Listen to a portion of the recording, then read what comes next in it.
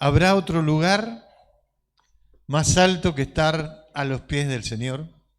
¿Habrá? ¿Habrá en esta tierra otro lugar donde estar postrado a sus pies y sentir la bendición del Señor? Sentir que algo toma control de nuestras mentes, de nuestra vida, de nuestro corazón. Tal vez alguno puede llamarlo que estamos en éxtasis, no sé, puede haber muchas palabras, ¿no? Pero aquellos que conocemos verdaderamente al Señor sabemos que estamos en la misma presencia del Señor y que es su Espíritu el que toma control de nuestras vidas, de nuestro cuerpo. Y no queremos que esos momentos terminen más, porque nos olvidamos de todo. No pensamos en otra cosa que no sea esa llenura del Espíritu Santo, ¿no?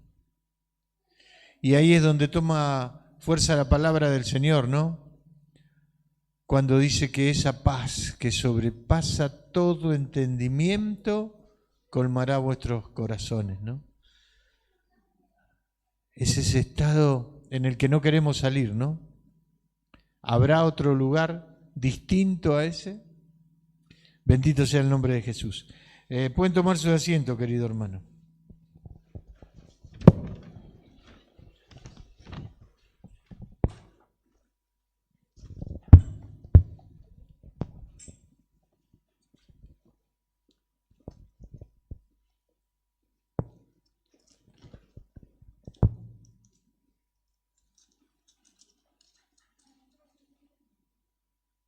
Yo quiero invitar a abrir sus Biblias en Primera de Samuel,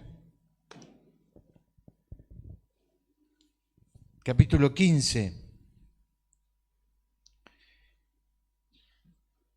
Es un capítulo muy largo, como para leerlo todo aquí. Pero quiero leer algunos versículos salteados, ¿no? Del 1 al 3, allí empezar. Allí habla cuando Saúl cambia el rumbo del final de su historia, de su vida, ¿no?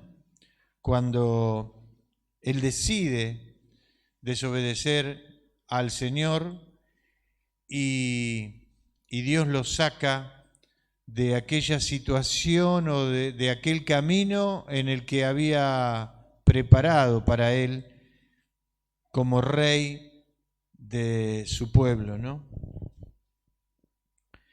Y dice así la palabra del Señor, capítulo 15, versículo del 1 al 3. Después Samuel dijo a Saúl: Jehová me envió a que te ungiese por rey sobre su pueblo Israel. Ahora pues, está atento a las palabras de Jehová. Así ha dicho Jehová de los ejércitos: yo castigaré lo que hizo Amalec a Israel al oponérsele en el camino cuando subía de Egipto. Ve pues y hiere a Amalec, destruye todo lo que tiene y no te apiades de él. Mata a hombres, mujeres, niños y aun los de pecho, vacas, ovejas, camellos y asnos. Versículo 9 al 11 dice: y Saúl y el pueblo perdonaron a Agag, y a lo mejor de las ovejas y del ganado mayor, de los animales engordados, de los carneros, y de todo lo bueno. Y no lo quisieron destruir, mas todo lo que era vil y despreciable destruyeron. Y vino palabra de Jehová a Samuel diciendo: me pesa haber puesto por rey a Saúl, porque se ha vuelto de en pos de mí y no ha cumplido mis palabras. Y se apesadumbró Samuel y clamó a Jehová toda aquella noche. Versículo 22 al 23 dice: y Samuel dijo: se complace Jehová tanto en los holocaustos y víctimas como en que se obedezca a la palabra de Jehová? Ciertamente el obedecer es mejor que los sacrificios, y el prestar atención que la grosura de los carneros. Porque como pecado de adivinación es la rebelión, y como ídolos e idolatría la obstinación. Por cuanto tú desechaste la palabra de Jehová, Él también te ha desechado para que no seas rey. Amén. Y decía que leía versículos salteados porque tal vez esta es una historia donde la hayamos leído o hayamos escuchado varias veces, pero allí el pueblo le pedía y le pidió a Dios un rey, como todos los pueblos de su alrededor.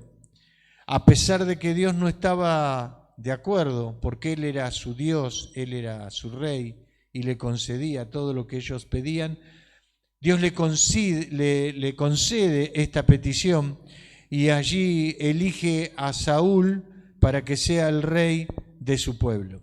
Y allí luego de ser ungido como rey de este pueblo, pasa esta situación donde se tiene que enfrentar a los amalecitas. Y allí Samuel, cumpliendo la misión que Dios le había dado, porque Samuel era el profeta de Dios, y como decíamos al principio, el profeta era el que traía la palabra del Señor, allí Samuel le dice lo que tiene que hacer y que no tiene que perdonarle la vida a nadie de los amalecitas, ni siquiera a los animales, ni siquiera a los niños, a las mujeres. Tenía que matar todo, destruir todo lo que había de los amalecitas. Y allí Saúl, después de haber tomado la palabra de Samuel, él va a la batalla, pero él dice que toma lo mejor de lo que ese pueblo tenía. No solo perdona la vida del rey, sino que de todo lo que era bueno, los animales engordados y todo lo vil y despreciable, dice que eso él lo desecha. Dios ve todo esto y se lo comunica a Samuel.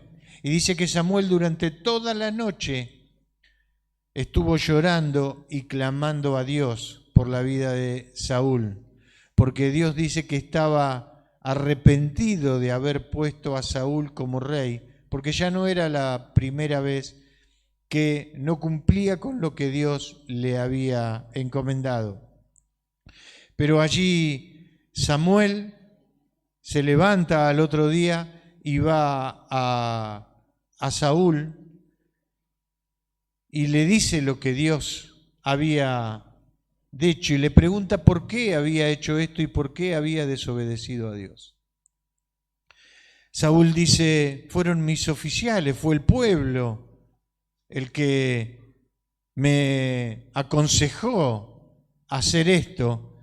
Y aquí están los animales engordados, pero voy a entregarlos en holocausto, voy a entregarlo al Señor y a cumplir con todo lo que Dios, pero no estaba obedeciendo a lo que Dios le había dicho, ¿no? Y esto fue lisa y llanamente una desobediencia a Dios. Y entonces Dios lo desecha como rey. Ya no quiere que sea más el rey de su pueblo. Y yo en esta mañana no quiero hablar ni de la desobediencia de Saúl, ni de lo que Dios hizo con Saúl, porque me parece que eso no tiene tela de juicio, ¿no?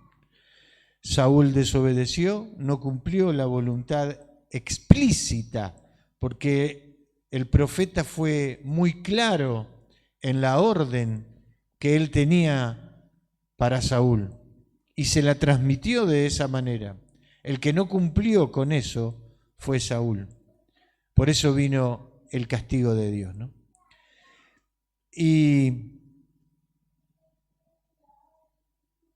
ahora, la pregunta que yo me hice y que tal vez usted se ha hecho o se hace después de leer todo este relato, ¿qué hiciste, Saúl? ¿Por qué hiciste esto? Si la orden había sido clara, directa, hoy decíamos que Gedeón tuvo dudas y pidió confirmación al Señor de lo que había pasado. Pero Saúl no hizo eso. Saúl, en lugar de pedir el consejo o la ratificación de parte de Dios, evidentemente le echó la culpa a su pueblo, a sus generales. Entonces uno trata de buscar cuál es la razón por la cual Saúl actuó de esa manera, porque le costó el reinado.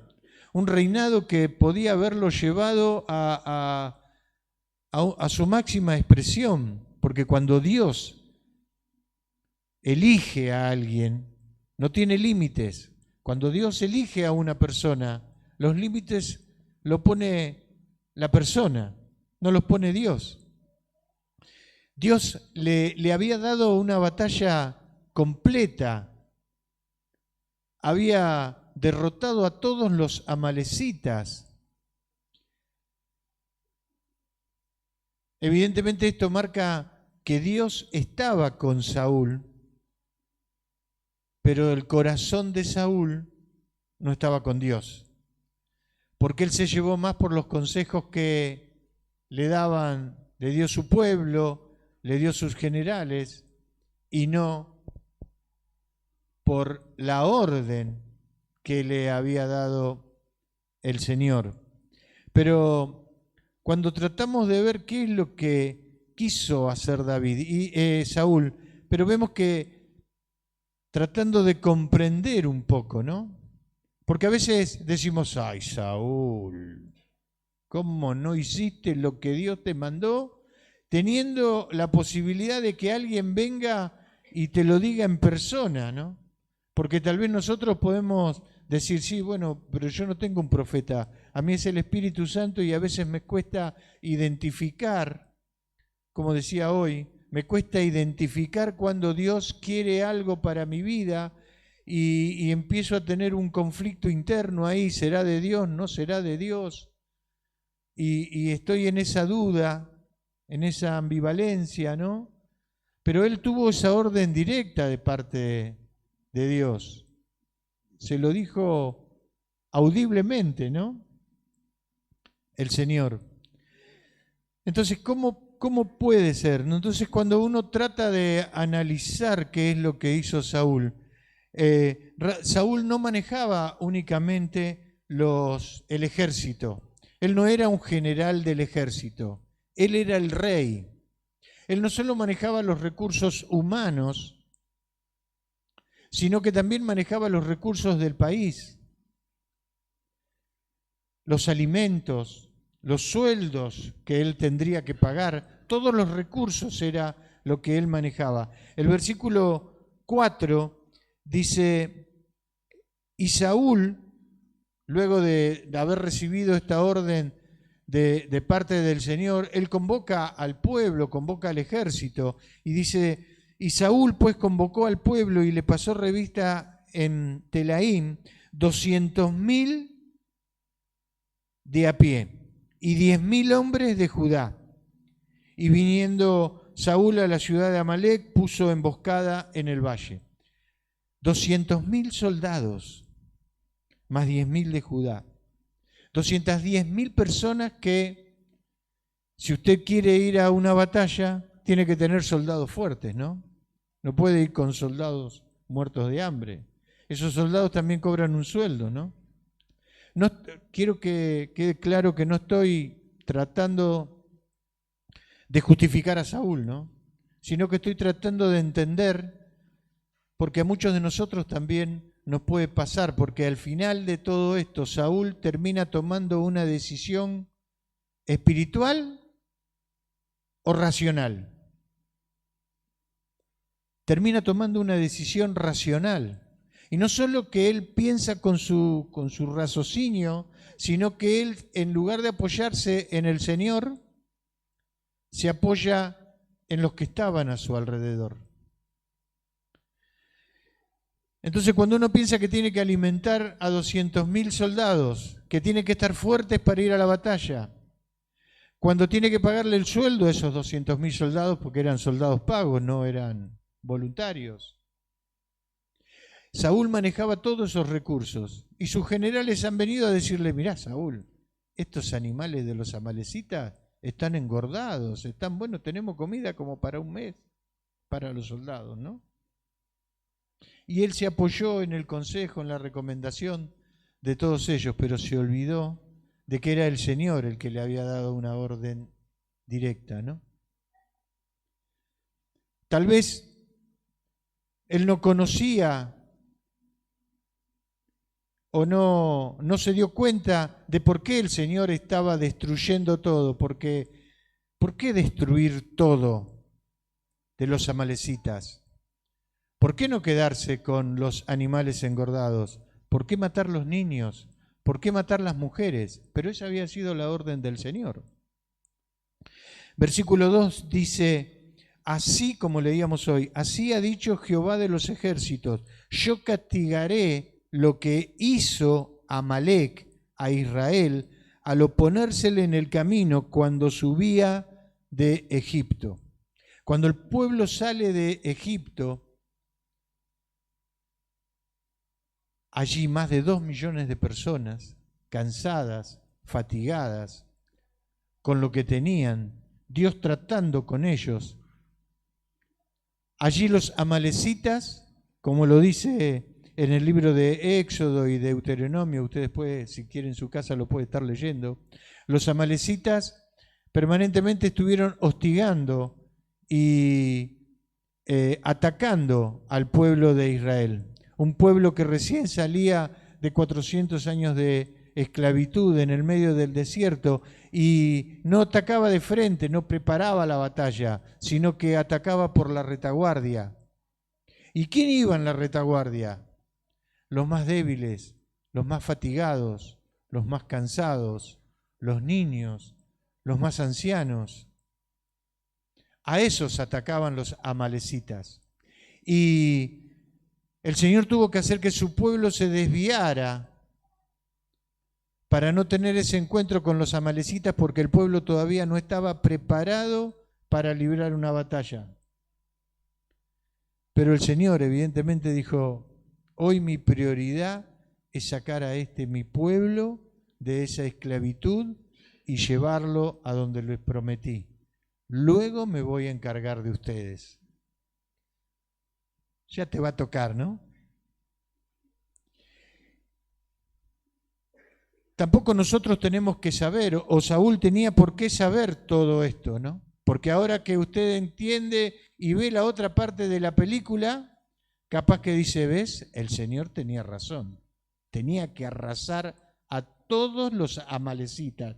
Tenía que arrancarlos de la tierra. Por eso el versículo dice: así ha dicho Jehová de los ejércitos, yo castigaré lo que hizo Amalec a Israel al oponerse en el camino cuando subía de Egipto. Ve pues y hiere a Amalec y destruye todo lo que tiene, no te apiades de él, mata a hombres, mujeres, niños y aún a los de pecho, vacas, ovejas, camellos y asnos. El Señor le dijo: hoy mi prioridad es sacar a mi pueblo de esa esclavitud, tratar con ellos, tratar con su corazón, tratar con su vida, y después me voy a encargar de ustedes. Este era el momento. Y seguramente Saúl, esto no justifica lo que hizo Saúl, ¿no? Lo que quiero decir es que a veces nosotros no tenemos la película completa como tal vez la tuvo Saúl, porque si Saúl hubiese entendido esta parte, seguramente él hubiese hecho al pie de la letra lo que el Señor le había dicho, ¿no? Pero evidentemente la decisión de Saúl no fue obediencia al Señor, no fue una una decisión espiritual, sino que fue una decisión racional. Él pensó en función de lo que tenía, alimentar a toda la gente, la recomendación, los consejeros que él tenía, los generales de los ejércitos le habrán dicho, pero fue lisa y llanamente una desobediencia al Señor y el Señor intervino. Por eso yo no quiero hablar de la desobediencia fundamentalmente de Saúl, ¿no? Sino que, porque si habláramos de la desobediencia y las consecuencias que podemos tener cuando no obedecemos al Señor, yo no quiero que nos vayamos de este lugar con los castigos, como el que tuvo Saúl, porque lo desechó y dijo que estaba arrepentido de haberlo puesto como rey, porque también hay versículos que hay en abundancia en la Biblia de todo esto, pero usted y yo hoy nos vamos a ir de este lugar pensando en un Dios castigador, en un Dios que cuando no cumplimos lo que Él dice, actúa, sino que yo quiero hablar de la obediencia al Señor. Mire, y Gastón, o aquellos que hemos estudiado, muchas veces para demostrar una hipótesis, una tesis, se hace por el absurdo, ¿no? Por las cosas que no son para demostrar verdaderamente la que son, ¿no? Por eso no quiero hablar de la desobediencia, sino que quiero hablar de la obediencia al Señor y las bendiciones que podemos tener cuando somos obedientes al Señor, o de aquellas bendiciones que nos perdemos cuando no somos obedientes al Señor. Cuando no somos obedientes al Señor, caemos en la desobediencia y el Señor tiene que corregirnos. Y su palabra dice que es mejor que nos tome el Señor en sus manos y no perdernos, ¿no? Pero cuando hablamos de la obediencia, lo primero que tenemos que hacer es decir, bueno, ¿cuál es el significado? ¿Qué es lo que quiere decir la obediencia? Y si usted agarra el diccionario, es cumplir la voluntad de aquel que está por un nivel superior al nuestro. Cumplir el mandato de alguien que está por encima de nosotros, ¿no? Esta es la definición en cualquier diccionario que usted toma. Pero en el latín, la palabra obedecer significa, si bien es una acción, obedecer es un verbo, es una acción, es una actitud que yo tengo que tomar de obediencia, de obedecer. El latín dice que habla de una palabra compuesta, escuchar hacia. Escuchar hacia, son dos palabras que dice, pero es escuchar hacia aquel que está por encima mío. Y también habla de escuchar, que es un verbo en su infinitivo. Yo escucho, tú escuchas, ¿no? Yo tengo que escuchar lo que el que está mandándome a hacer algo me está diciendo. Por eso digo que escuchar también es una acción. Ahora, en el plano espiritual, en la relación del hombre con Dios, el obedecer significa escuchar por fe o escuchar de la fe.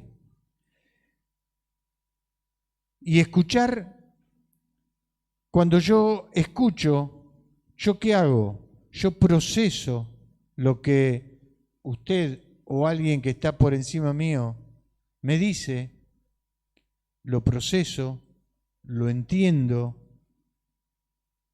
lo hago propio y si estoy de acuerdo, obro en consecuencia. Y eso puede ser obedecer o desobedecer.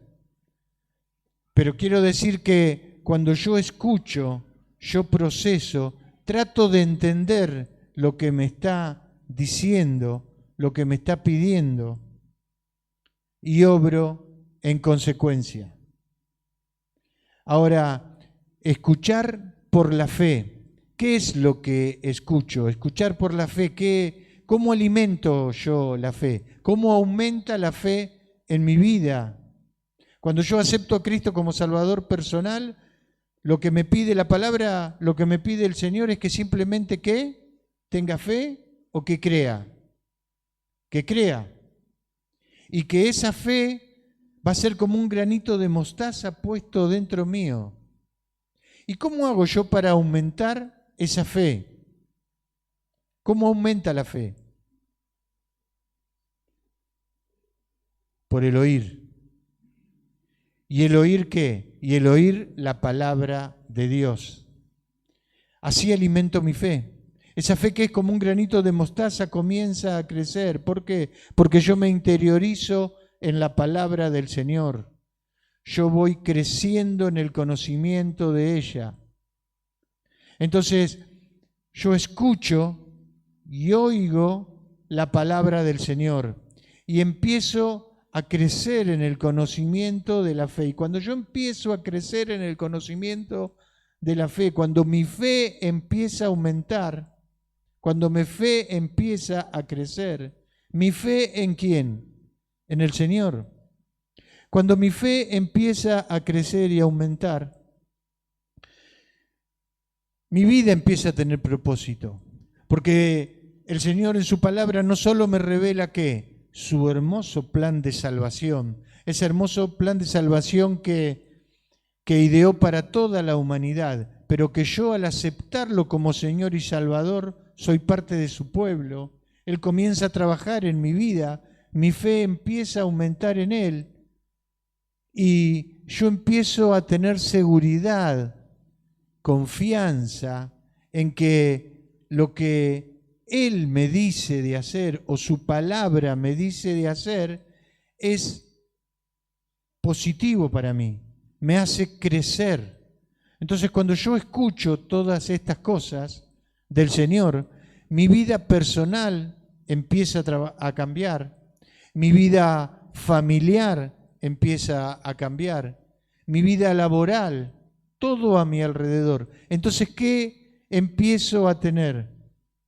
Convicción, seguridad, certeza de que ese que está por encima mío y que me está diciendo, escuchá lo que yo te digo en mi palabra, no lo está diciendo vanamente, sino que lo está diciendo en beneficio de mi vida.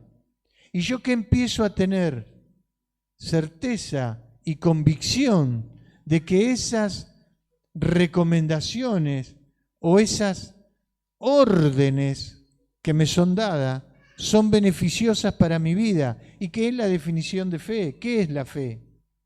Es la certeza de lo que se espera, la convicción de lo que no se ve. Yo no veo lo que va a pasar, pero yo sé que si el que está por encima mío me está diciendo que haga esto, porque esto es positivo para mí. Si Saúl hubiese hecho lo que Dios le hubiese dicho, él hubiese sido rey hasta los últimos minutos de vida y hubiese sido seguramente el mejor rey que tuvo el pueblo de Israel. Por eso decía al principio que Dios estuvo con Saúl, pero Saúl no estuvo con Dios. ¿Por qué? Porque él no supo escuchar la voz de Dios, no supo confiar en Él. Él se apoyó más en el consejo de sus generales, de su pueblo, que en la voz de Dios. Él pensó ¿cómo? Racionalmente. Ahora usted y yo, cuando ponemos nuestra confianza en el Señor, cuando vemos que todo lo que va pasando en mi vida es porque Dios va manejando delante mío las situaciones, mi fe empieza a aumentar, la certeza, la convicción. Yo empiezo a tomar ¿qué? Decisiones ¿cómo? ¿Racionalmente o espiritualmente? Empiezo a tomar decisiones espiritualmente. Y esto es lo que el Señor quiere de usted y de mí. Ahora, bajo esta premisa, obedecer a Dios, ¿es difícil? Si usted y yo sabemos que si hacemos lo que Dios nos dice, va a ser bendición para mi vida y para todos los que me rodean, porque si Saúl hubiese escuchado la voz de Dios, o si tan solo hubiese hecho como Gedeón, consultar a Dios, porque Gedeón no le preguntó, siendo el menor de la familia, no le preguntó ni a sus hermanos, ni a su padre, ni a ninguno de su pueblo. Él consultó directamente a Dios. Señor, perdóname, ¿viste? Pero tengo dudas. Quiero que tú ratifiques. A veces esperamos que alguien venga a darnos una palabra y está bueno que pidamos a otro que ore por nosotros. Pero esa petición de oración tiene que estar dirigida y direccionada para que esa oración de ayuda que pedimos sea para que el Señor hable a mi vida. Porque seguramente que como los generales, ese que venga a decirme a mí, no digo que sea siempre así, ¿no? Pero tal vez ese consejo que recibimos va a ser como el de los generales. Ellos pensaron racionalmente, Señor, escúchame, rey, tenemos 200.000 personas que hay que alimentarlo y que queremos que sean fuertes para que vaya a la batalla. ¿Cómo vamos a matar a estos animalitos que tenemos comida para un mes? Con la mejor de las buenas intenciones, a veces esos consejos no nos ayudan. Por eso debemos aprender a tener esta comunión con el Señor. Estar postrado a tus pies. Él es nuestro mejor consejero. Entonces, bajo esta línea, bajo esta dirección, ¿cómo no obedecer al Señor? Por eso quería hablar de la obediencia, de las bendiciones que usted y yo podemos tener cuando obedecemos al Señor.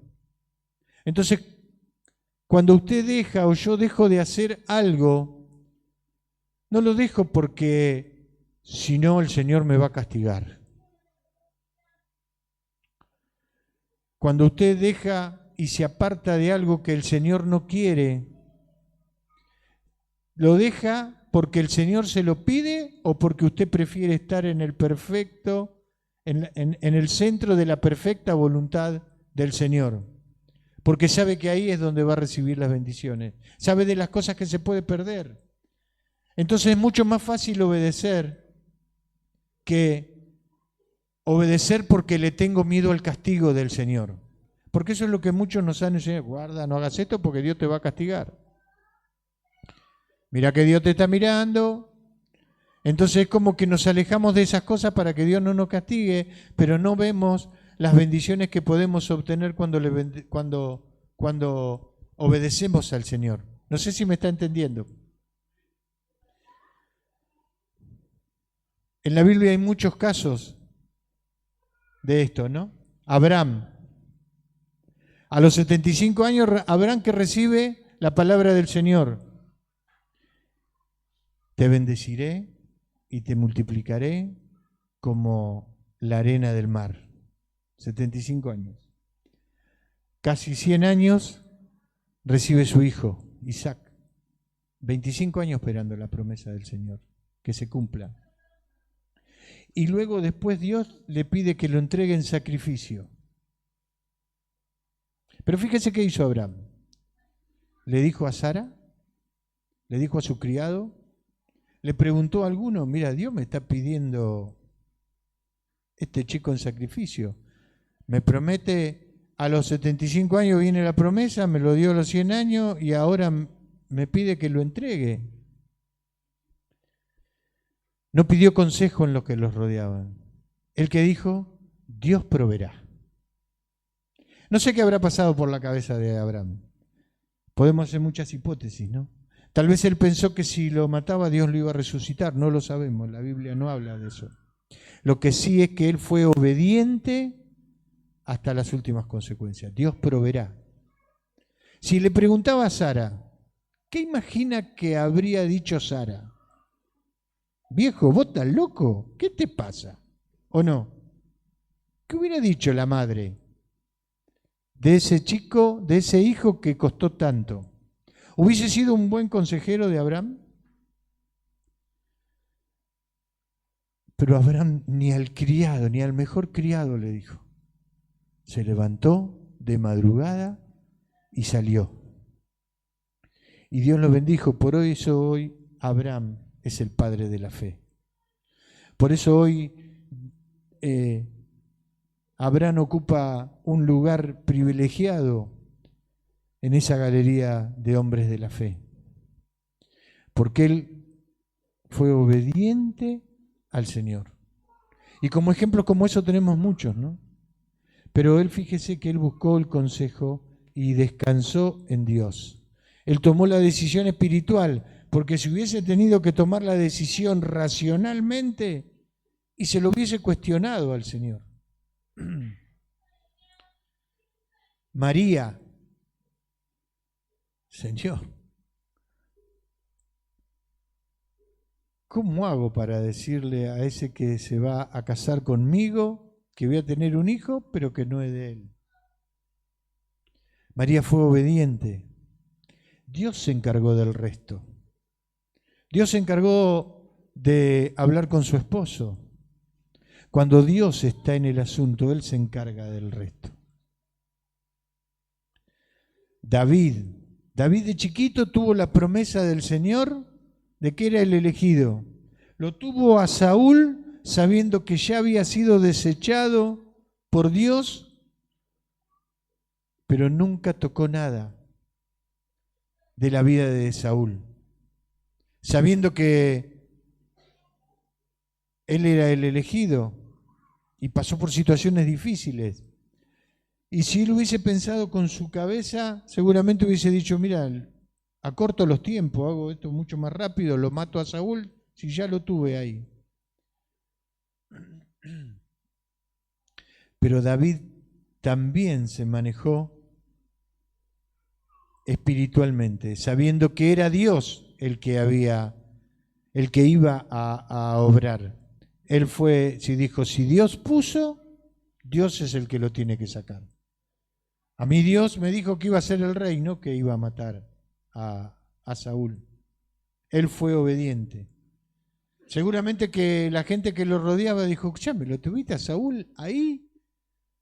¿Por qué no aprovechaste esa oportunidad? Ese es el consejo que podía haber llegado a recibir. Y esto era la promesa sobre David estaba, Jesús mismo. Jesús dijo en un momento, si yo hiciese así, miles de ángeles hubiesen bajado a salvarlo de esa situación. Pero Dios le había encomendado una tarea. Dios le había dado ya una misión. Allí en el huerto del Getsemaní, que dijo, Señor, tú conoces mi vida, mi corazón, haz pasar esta copa de mí, pero si es tu voluntad, y hoy está sentado allí, a la diestra de Dios.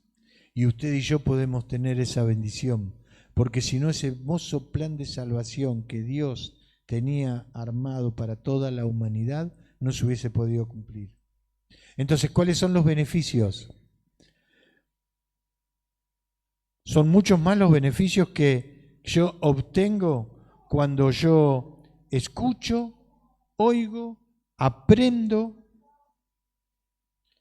No solo tengo ese hermoso plan de salvación conocido, lo que hoy hablábamos de esos primeros pasos, de que cada cosa que nosotros hacemos, la hacemos sabiendo de lo que estamos tratando, de lo que estamos haciendo.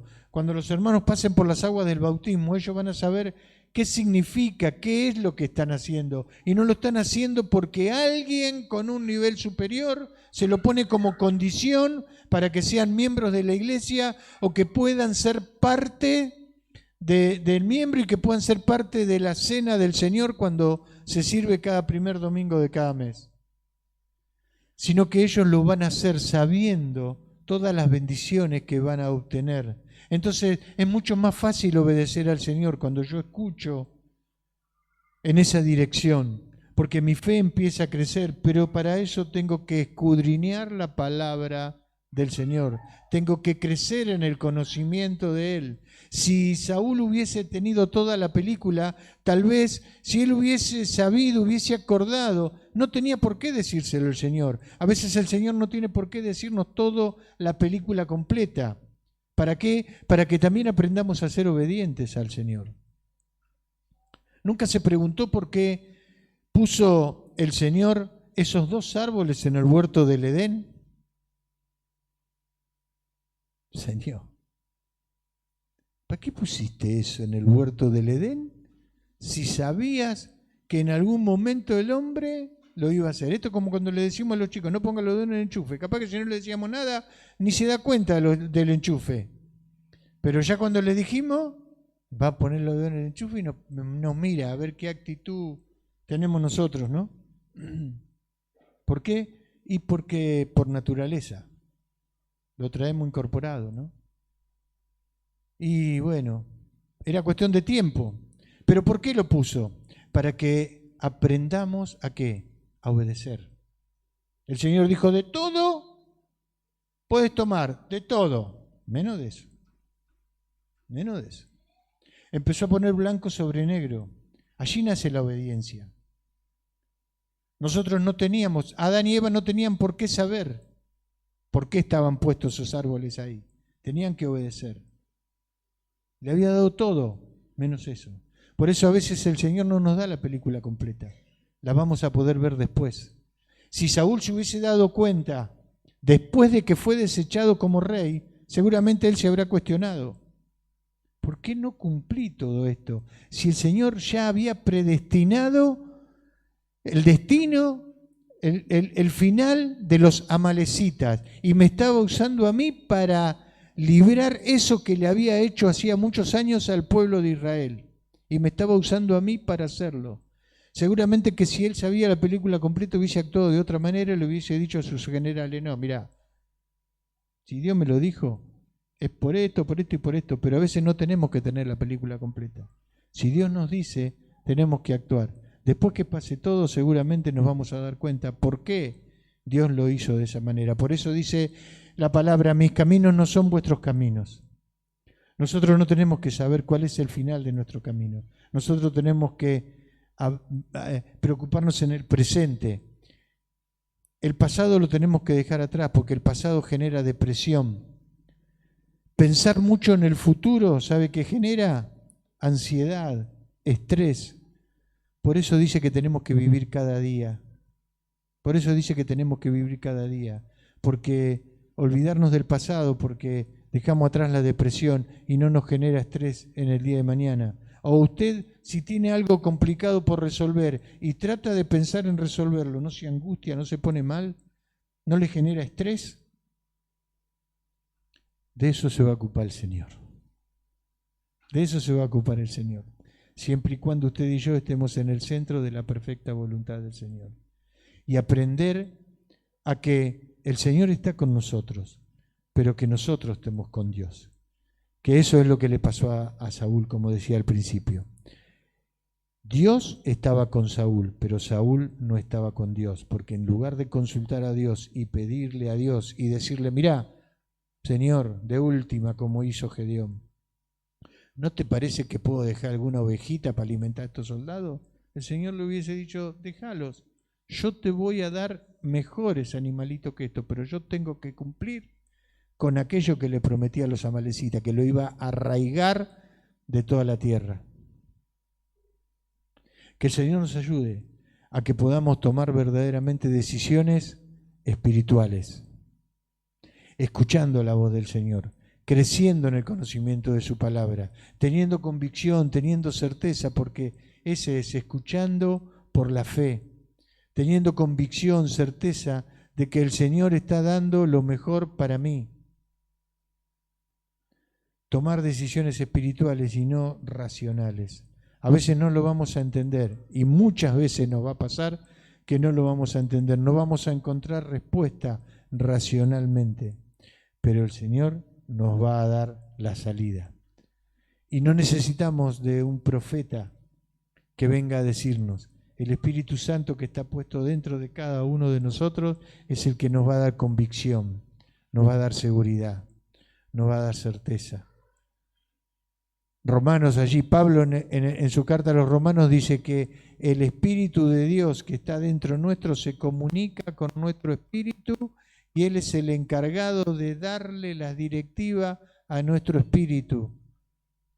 Las directivas directamente de Dios, por eso sus decisiones y mis decisiones tienen que ser espirituales y no racionales, porque Dios no le va a dar orden a su mente, Dios le va a dar orden a su espíritu y Él se va a comunicar con nuestro espíritu, por eso nuestras decisiones tienen que ser espirituales.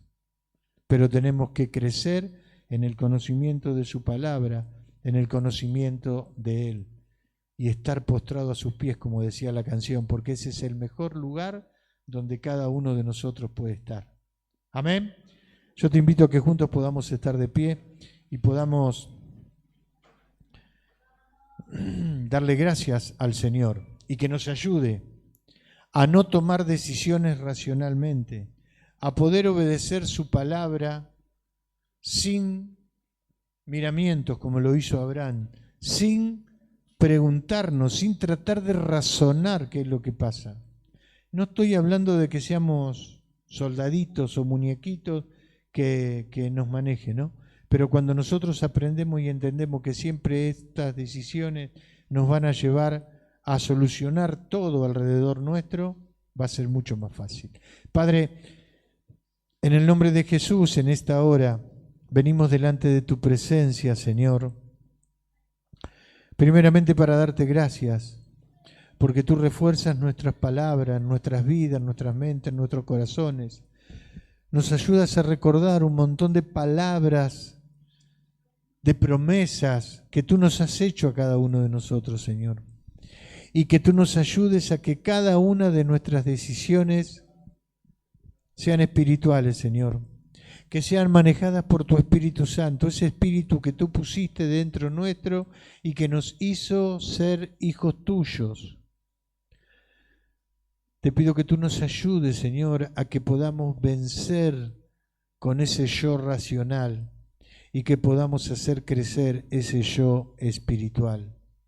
Porque sabemos que es ese el que hay alimentar, ese ser interior mío que tiene que ir creciendo día a día y aprender a confiar plena y ciegamente en ti, sin cuestionamiento, sin nada, aunque no podamos ver lo que hay detrás de esa puerta, detrás de esa situación, detrás de ese problema o cómo va a terminar, sino que podamos descansar plenamente en ti, sabiendo que tú siempre haces lo mejor para nosotros, porque eso es lo que va a darnos la bendición, pero fundamentalmente va a dar tu gloria, Señor, va a alimentar tu gloria, y que es la que queremos darte en esta mañana, Señor. Sabemos que tú nos trajiste aquí con un propósito, Señor.